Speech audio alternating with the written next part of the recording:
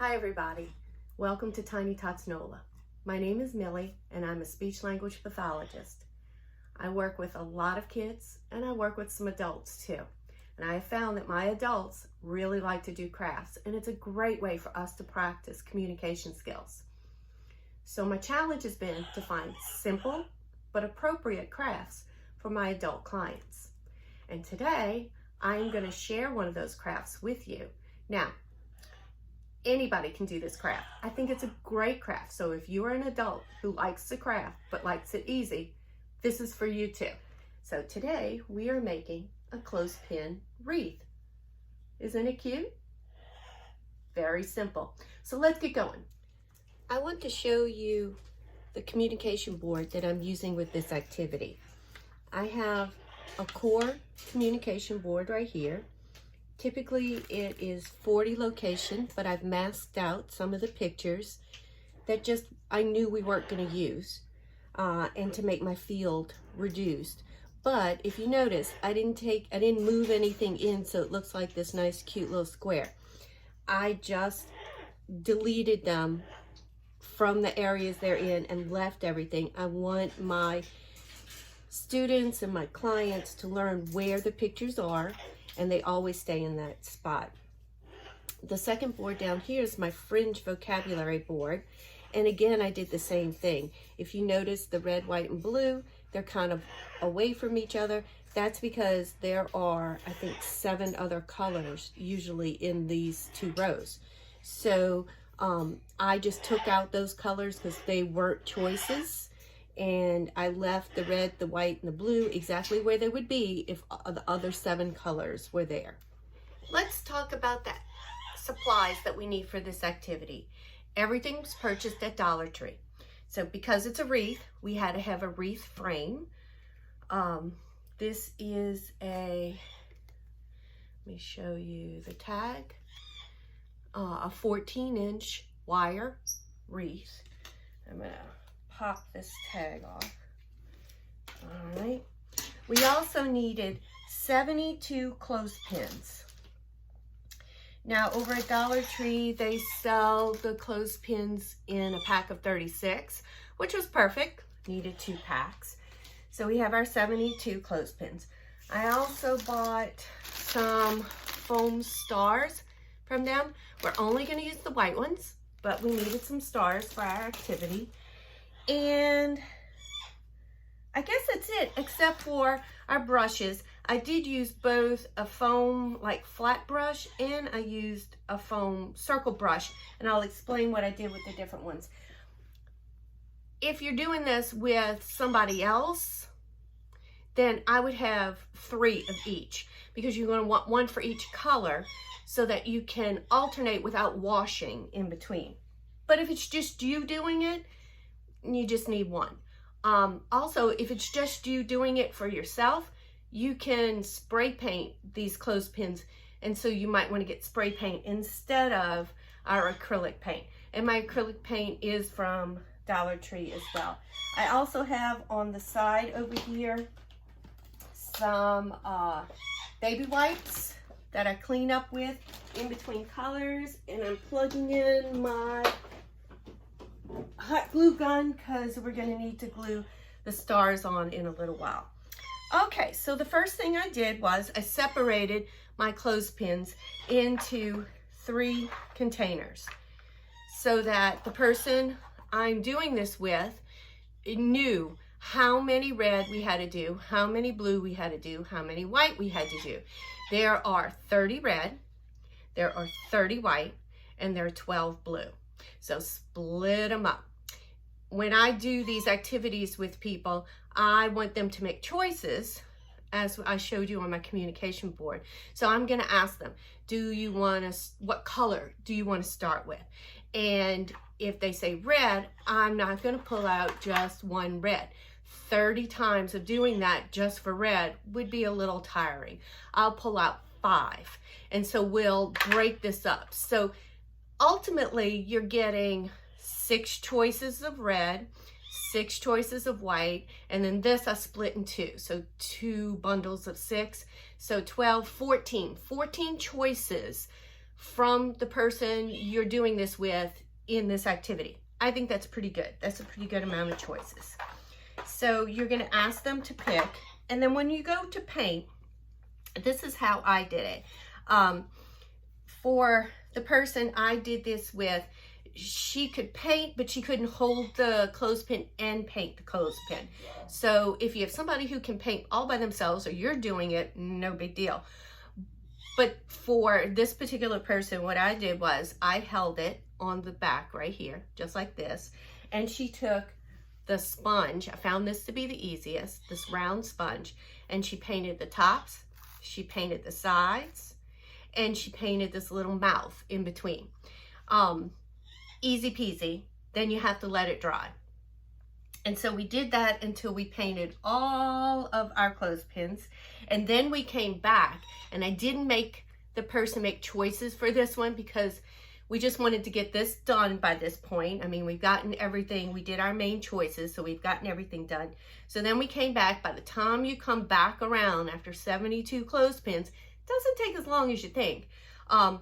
Things are dry or dry enough. So then I held it by the front like this, and we took the flat brush and we squished it in. And once this is loaded with paint, you just have to really get it in one time. It gets the paint on both parts of the interior of the clothespin. I made sure the edges were done, and we kind of did one more look to see if anything needed a second coat. So now I have everything painted. Well, it's really easy from here because now we just have to put it onto this wire ring. You're going to use the two circles, the two inner circles, and you're basically just going to clamp the clothespins. Oh, I missed it. Look at that. I'm gonna have to go back and get that. Darn it. You're just gonna clamp them on like that. That's it. So it's really good. It's a really good motor skill too, because you're having to squeeze, fine motor skill, and then put on. I did not make the person I was working with make choices at this point either. Right now we were just getting them on. I could have supplemented with the communication board with more. I could have used here or there. So I could have modeled those communication choices as well. So what we did is we took inside of one of these brackets, we put all 12 of our blue clothespins, and they just go right on. They don't really move around, and I missed a couple, so I'm gonna have to go back and do some touch up on this. I don't know what was wrong with me. All right, so put them in like that, really easy. So we have our blue section of the flag done right now. I don't want it to be open. There we go. I did not paint the back of the clothespin because that isn't going to show. If you like everything done on yours, you can go back and do that. All right, so there's our blue section. And now we're going to alternate our red and white. I did 5 at a time. So we're going to start with red, and we're just, oops. 1, 2, 3, 4, 5. Then we come with our white. Oops. They don't really paint shut, but some are a little stuck. So you just have to give them a little extra push. No big deal. I did not find it easier to like put the clothespins on something and paint them. It was easier for me to just hold on to them and direct the person I was working with that way. All right, so there's our first set of stripes. Now, when you do the 5, it's obviously not going to fill in this little these little brackets here, but that doesn't matter. It doesn't show. So let's put the rest of them on. So this is a great, easy activity that anybody can do, and it looks awesome on your front door. And it looks like, you know, you spent a whole lot of time and energy, and it's really not that hard. Now, for some reason, my white ones stuck to my paper more than my red and my blue. I don't know why.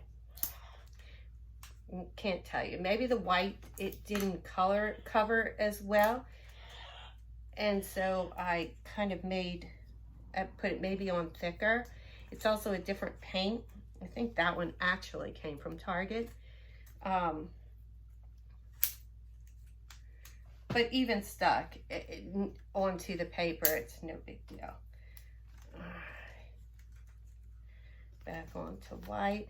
And again, I could have the person I'm doing this with tell me what color comes next. Because we are doing kind of a pattern here. Oh, I have to show you one more thing. For the number to put on, I did, since we were kind of working on these number skills with the person I was doing this with, I did have some cards like this that I just wrote up, and she had to count out the clothespins this way using the numbers so that she had them, she knew how many was 5. And then, like I said, for the blue, we did 12 all toes, so we broke it into 6, so she had to count out the 6. So I kind of wanted to show you that. All right, let's keep going. 2, 3.